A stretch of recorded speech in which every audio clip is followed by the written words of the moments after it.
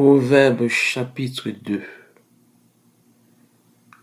Ce proverbe a pour titre la sagesse contre les mauvaises compagnies. Oui, ce proverbe écrit par Salomon est un avertissement, un puissant avertissement à tous les enfants du royaume de Jéhovah et à tous les enfants qu'il a créés, car nous savons tous et nous devons en être conscients que Dieu nous a créés à son image et nous sommes l'œuvre de ses mains.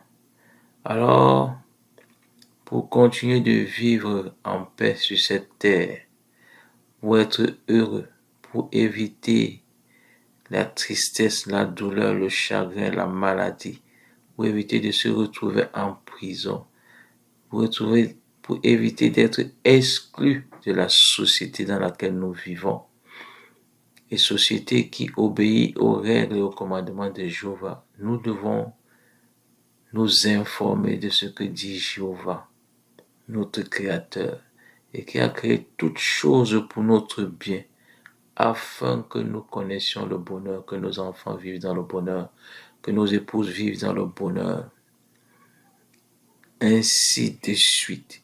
Alors que dit Dieu? Dieu nous demande d'obéir à ses commandements.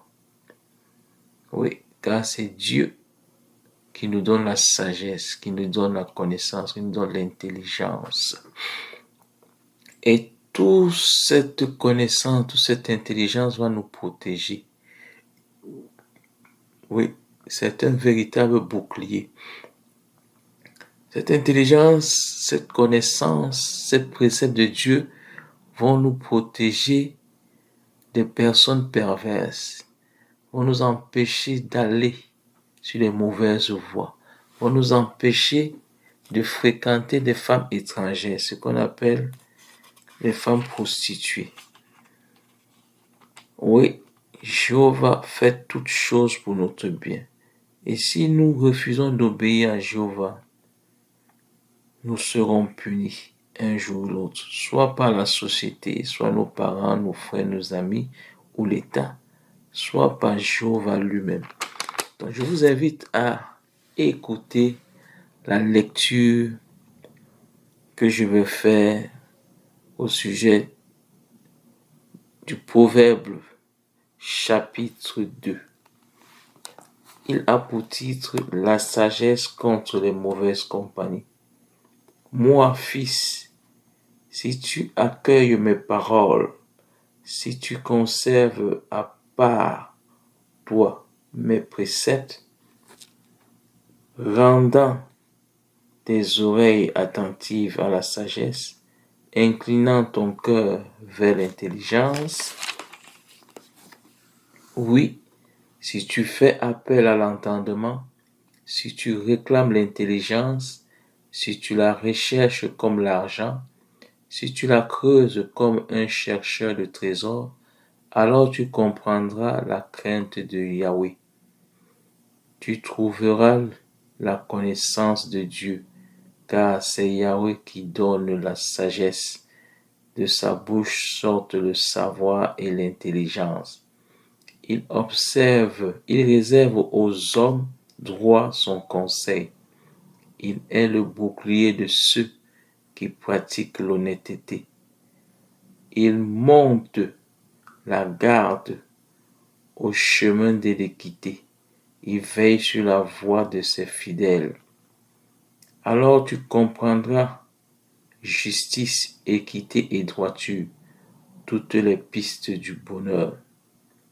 Quand la sagesse entrera dans ton cœur, que le savoir fera les délices de ton âme, la prudence veillera sur toi, l'intelligence te gardera.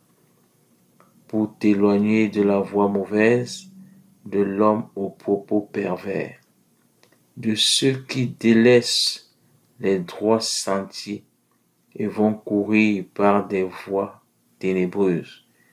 Ils trouvent leur choix à faire le mal. Ils se complaisent dans la perversité. Leurs sentiers sont tortueux. leurs pistes sont obliques pour te garder aussi de la femme étrangère, de l'inconnu aux paroles enjôleuses. Elle a abandonné l'ami de sa jeunesse. Elle a oublié l'alliance de son Dieu. Sa maison penche vers la mort. Ses pistes conduisent vers les ombres. De ceux qui vont à elle, pas un ne revient. Ils ne rejoignent plus les sentiers de la vie. Ainsi chemineras-tu dans la voie des gens de bien. Garderas-tu le sentier des justes, car les hommes droits habiteront le pays, les gens honnêtes y demeureront. Mais les méchants seront retranchés du pays, les traîtres en seront arrachés. Alléluia. Gloire à Dieu.